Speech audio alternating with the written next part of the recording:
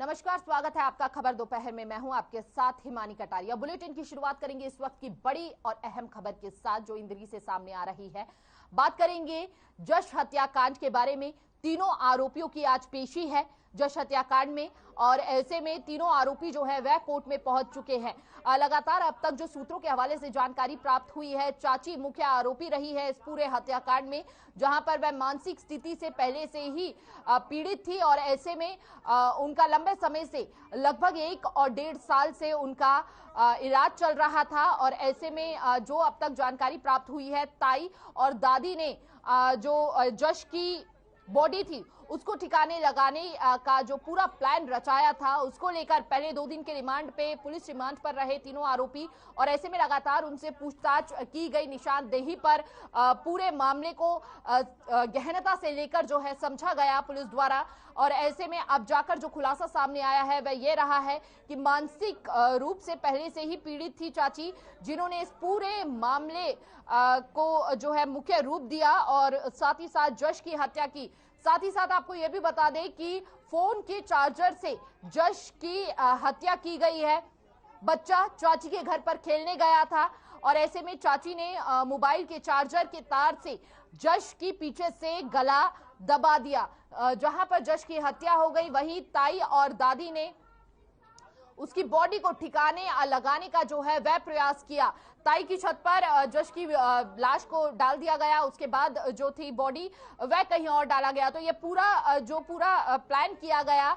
तीनों आरोपियों को पुलिस ने गिरफ्तार कर लिया और ऐसे में पहले तो गहनता से पूछताछ लगातार जारी रही थी पुलिस द्वारा इस पूरे मामले को लेकर, लेकिन कुछ समय बाद ही मालूम चला कि चाची जो है वह मुख्य आरोपी रही है इस पूरे मामले पर। तो इस वक्त की बड़ी और एक्सक्लूसिव तस्वीरें हम आपको दिखा रहे हैं हर खबर पर, जहां पर चाची जो है वह पेश कोर्ट में हो गई है। साथ ही साथ ताई और दादी भी जो है उन्हें भी कोर्ट में पेश किया गया है। बेहद मासूम बच्चा था जिसकी हत्या की गई, पूरा प्लान देखते हुए।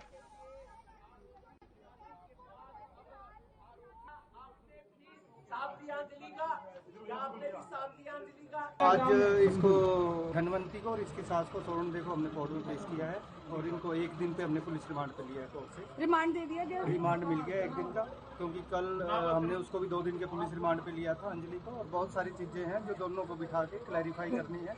हमारी जो साइबर सेल ने इसके मोबाइल का जो मुआयना किया है, जो एनालाइज किया है, उसमें इसने कई बार सर्च किया है कि how to commit suicide.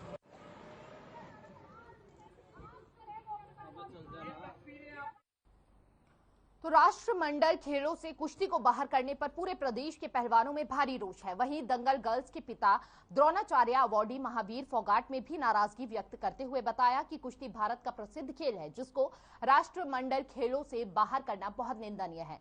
Phogat ने बताया कि कुश्ती में अनेकों पहलवानों ने बहुत अच्छा प्रदर्शन किया है और देश और प्रदेश का नाम रोशन किया है। अनेक युवा बच्चे कुश्ती में दिन रात मेहनत करके परिश्रम करते हैं, लेकिन राष्ट्रमंडल खेलों से कुश्ती को बाहर करने पर उनको बहुत दुख पहुंचा है। महावीर फोगाट ने बताया कि सरकार को दूसरे देशों के साथ वार्तालाप करके कुश्ती को राष्ट्रमंडल खेलों में शामिल किया जाए।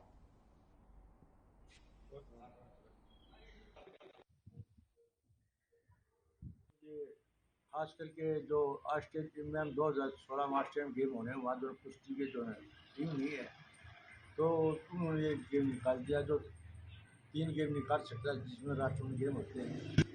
तो मैं फेडरेशन, हमारी जो नेशनल फेडरेशन ऑफ इंडिया है, वो भी इसके लिए पूरे प्रयास कर रही है और भारत सरकार भी। तो इससे क्यों जो हिंदुस्तान में खेल जो बहुत ही 200-400 साल पहले का जो गेम है कुश्ती, और इससे जो है जो कुश्ती प्रेमी जो कुश्ती लड़ते हैं, जो जुड़े हुए हैं, उनको काफ़ी जो झटका लगा है, सब मायूस है।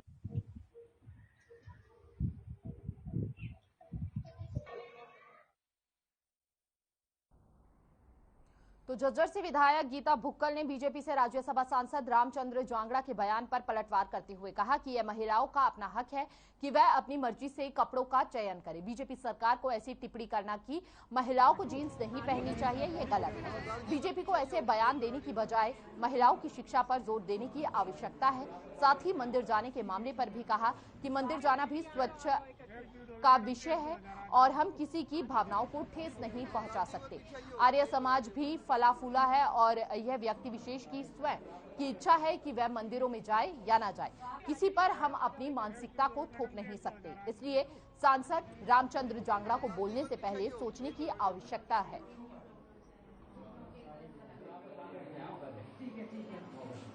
ना कि बच्चे क्या पहने, ये उनकी स्वतंत्रता है।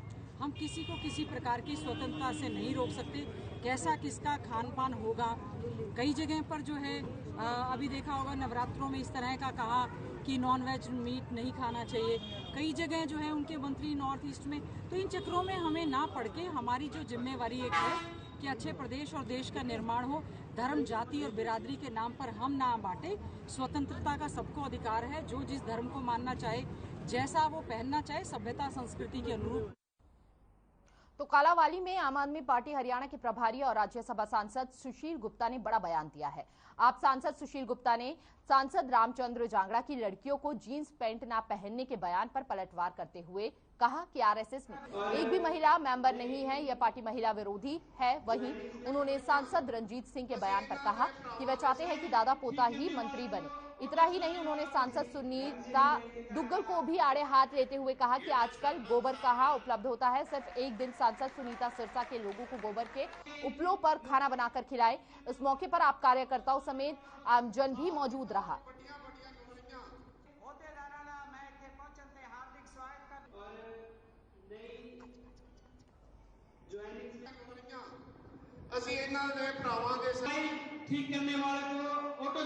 आरएसएस के अंदर, संघ के अंदर एक भी महिला नहीं होती। ये महिला विरोधी नीति के लोग हैं। मैं इसमें ज्यादा नहीं बोलूंगा, परंतु इनकी मानसिकता है। आपने एक बयान दिया था कि हरियाणा में जो शिक्षक हैं वह प्रॉपर्टी का काम करते हैं। उस बयान को लेकर काफी विवाद चर्चा में रहा, इस पर आपकी क्या प्रतिक्रिया है? देखिए, मैंने कहा था कि हरियाणा के स्कूल का एनवायरनमेंट ठीक नहीं है। बालीगांव के स्कूल में इन्होंने मुझे निमंत्रण दिया था कि आप आएँ और देखें। मेरे लोग वहाँ पर गए थे। पहले तो इन्होंने मेरा ट्विटर ब्लॉक कर दिया था। जब मुख्यमंत्री जी की फोटो आई कि मैं अपने बचपन के स्कूल के अंदर गया, तो मेरे लोग भी वहाँ पर गए थे। उन्होंने देखा कि स्कूल की हालत बहुत ख़राब है। प्राइमरी स्कूल की मैं बात कर रहा हूँ, और फर्श टूटे हुए हैं, डेस्क कोई है नहीं, बच्चे ज़मीन के ऊपर बैठे हुए हैं, पंखों की कमी।